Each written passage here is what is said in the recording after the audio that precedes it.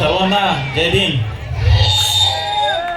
आज डॉक्टर बाबासाहेब आंबेडकरांची जयंती आपण साजरी करत आहोत। आवाज आला पाहिजे, डॉक्टर बाबासाहेब आंबेडकरांचा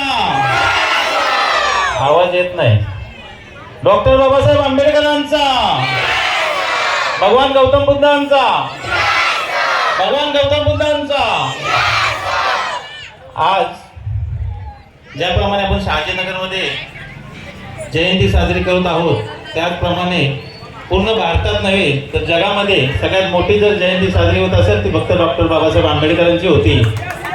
आणि जयंतीची तारीख जरी 14 असली तरी काही ठिकाणी महिना दोन महिने जयंतीचे कार्यक्रम चालू असतात। आणि एवढे महामानव डॉक्टर बाबासाहेब आंबेडकर आपल्याला लाभलेत आणि या देशाचे संविधान, घटना, कायदा, आज गरीबातला गरीब माणूस आणि करोडपती अब्जावधी असला तरी त्याला कायदा एकच समान आहे, तो डॉक्टर बाबासाहेब आंबेडकरांनी लिहिलेला कायदा।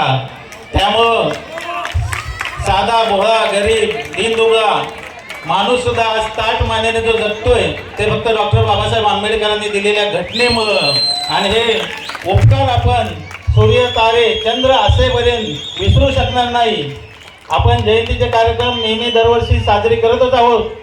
खास करून खडी मशीनचं एक वैशिष्ट्य आहे, आंबेडकर जयंती असेल, बुद्ध पौर्णिमा असेल, नवरात्री असेल, गणपती असेल, ईद असेल किंवा आमच्या ख्रिश्चन बांधवांचा ख्रिसमस असेल, प्रत्येक सण हा इथं या ठिकाणी उत्सवात साजरा केला जातो।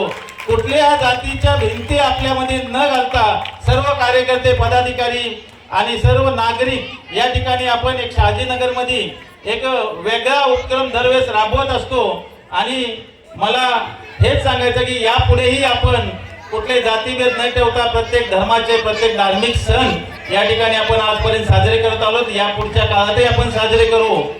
आपण आज जयंती साजरी करताना मला तुम्हाला सर्वांना विनंती आहे, आपण गाण्यांचे कार्यक्रम घेऊ, डान्स घेऊ, संगीत खुर्ची करू, एंटरटेनमेंटचे सगळे कार्यक्रम करू, परंतु डॉक्टर बाबासाहेब आंबेडकरांनी आपल्याला शिक्षणाचं महत्त्व किती हे पटवून दिलेलं आहे। त्यामुळे हे करत असताना आपल्या मुलांना, आपल्या पुढच्या पिढीला शिक्षणापासून वंचित कोणी राहू नये यासाठी आपण समाजातील प्रत्येक पक्षाच्या राज्यकर्त्यांनी काम केलं पाहिजे। आणि आपण सुद्धा पालकांनी तेवढं लक्षात घेतलं पाहिजे की आपल्या मुलांचं शिक्षण हे प्राधान्य पहिलं असलं पाहिजे। बाकीच्या गोष्टी पैसा माणूस आयुष्यभर कमीत राहील, पण शिक्षणाची वेळ गेल्यानंतर शिक्षण कधी आपण परत घेऊ शकत नाही। म्हणून डॉक्टर बाबासाहेबांना अपेक्षित असलेला समाज घडवण्यासाठी शिक्षणाला आपण महत्त्व दिलं पाहिजे। आणि आज आपण जर आपल्या शहाजीनगरमध्ये किंवा आजूबाजूला बघत असेल तर ज्या घरामध्ये शिक्षण घेतलेलं आहे त्यांचा खरोखर उद्धार झालेला आहे। त्याच पद्धतीने आपण शिक्षण हेच एक आपलं औषध आहे गरिबी दूर करण्याचं, हे लक्षात ठेवलं पाहिजे। आज आपण TV चॅनलच्या माध्यमातून अशा अफवा ऐकतो की हे सरकार आलं, ते सरकार आलं तर बाबासाहेब आंबेडकरांनी लिहिलेलं संविधान, घटना बदलू शकतं। मित्रांनो, त्या भारतामध्ये कुठल्या राजकीय पक्षात तेवढी हिंमत नाही की डॉक्टर बाबासाहेब आंबेडकरांनी लिहिलेली घटना बदल करायची कोणाची हिंमत आहे। जोपर्यंत सूर्यचंद्र आहे तोपर्यंत डॉक्टर बाबासाहेब आंबेडकरांनी दिलेली घटना चालणार। त्या बदलायची कोणी हिंमत केली तर त्याला जनता सोडणार नाही। त्यामुळे आपण बाजू बदल दिली पाहिजे, कुणावर विश्वास नाही ठेवला पाहिजे। आणि परत एकदा मी सर्वांना आंबेडकर जयंतीनिमित्त शुभेच्छा देतो, इथंच थांबतो।